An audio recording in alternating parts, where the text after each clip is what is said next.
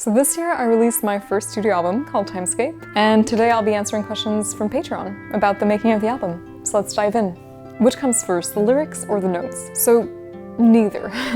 Usually the first thing that comes is the concept or the story of a song.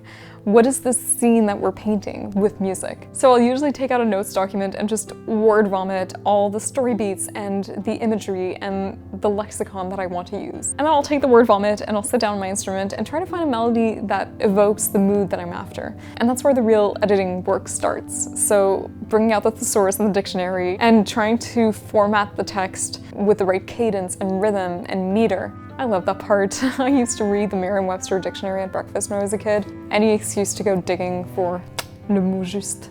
Ah, le mot juste. What is something especially hard or tricky to do for the recording of Timescape that you wouldn't have expected before actually doing it? So my answer pertains less to the recording and more to the performing of the music. I didn't write any of these songs thinking that they would be played live. When I started seriously writing music, it was during COVID. Human interaction was dead, live music wasn't happening. I just wanted to make something beautiful that I was happy with, that I could put out there in the world. Performing live wasn't something that was really part of the project. And now that the album's out, I'm like, oh, well, I need to figure out how to play this in front of people. The album is pretty heavily orchestrated, and it sounds very different played solo. And for some songs it's quite straightforward, but in some cases the heavy orchestration really gives the song its flavor.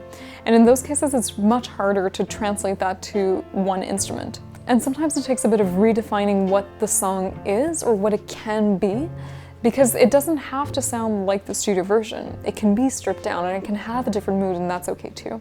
So now that I'm writing new music, I make sure that I can play it well solo, either on the harp or on the piano, before having too much fun with the orchestration.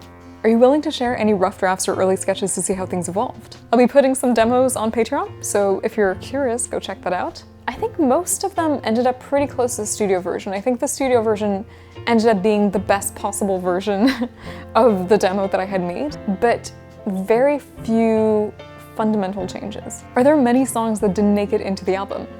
Yes and no. So common advice that you'll see is write 50 songs and choose the best 10 to be on the album.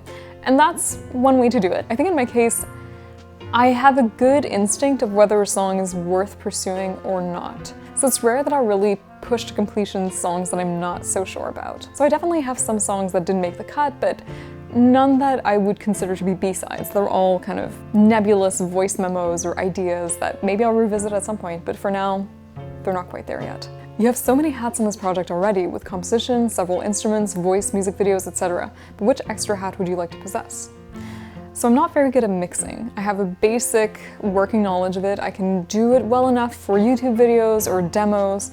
I try to have a good enough basis that I can communicate with a mixing engineer what I want with specific terms, but it's not something that I would feel confident doing for an actual proper release by myself.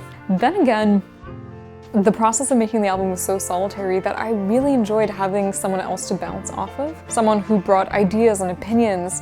So I don't think that I would want to wear the hat just yet. I would just like to know that I'm able to wear it. What is your practice routine? So I am not disciplined in the slightest when it comes to practicing. I have a really hard time setting a block of time, sitting down, and practicing for 30 minutes at a time. But my advice for people is to take away as many obstacles as possible between you and your instrument. So if you have a violin, for example, find a place to leave it out of its case where it's safe. Because sometimes just the act of taking the case out and unzipping and taking the violin out, it's another obstacle. It's friction between you and your goal. When the instrument is visible, it's way more tempting to just start playing. So for me, with the harp or the piano, it's easy because they're right there. I can see them from my desk. If I want to go to the kitchen, I'll sit down and I'll play a song or two and then go get a snack. So I might not sit down and play for 40 minutes, but maybe throughout the day I do end up playing the equivalent amount of time, just in bite-sized chunks. I recall favorite movies and TV shows in prior Q&A, but what about favorite books or authors? Come with me. One of the books that had the biggest impact on me is Stories of Your Life and Others by Ted Chiang. It's a collection of sci-fi short stories, and if you're familiar at all with the movie Arrival, the title story, Story of Your Life, is what the film is based on. It's what I was reading while I was writing the song Timescape, and it led me to wonder, how might we personify time and wish to be in control of time? I cried reading this one. And then when I was done, I went back 10 pages to read the end again so I could cry some more. I've been on a bit of a Kurt Vonnegut binge in the last couple months. The more you read his books, the more familiar you are with him as a person and as a character, and he starts to feel a little bit like a rambly, eccentric uncle. I can't show it to you because I lent it to someone and I forget who, but I love Murakami's The Wind-Up Bird Chronicle. It's a very dreamy book that goes down many detours throughout the plot, but it's very gripping, even when you're not quite sure what alleyway you've stumbled down. For something a bit lighter, I love David Sedaris. He writes humorous autobiographical short stories. And I think when it comes to songwriting, it's a good reminder that sometimes the mundane is really worth exploring and digging into and finding inspiration in. I haven't read this one since high school, but when I was a teenager, I was obsessed with House of Leaves. First of all, it's very scary. Also, when you're a teenager and you're discovering literature, it's really exhilarating to read a book that plays around with form and structure.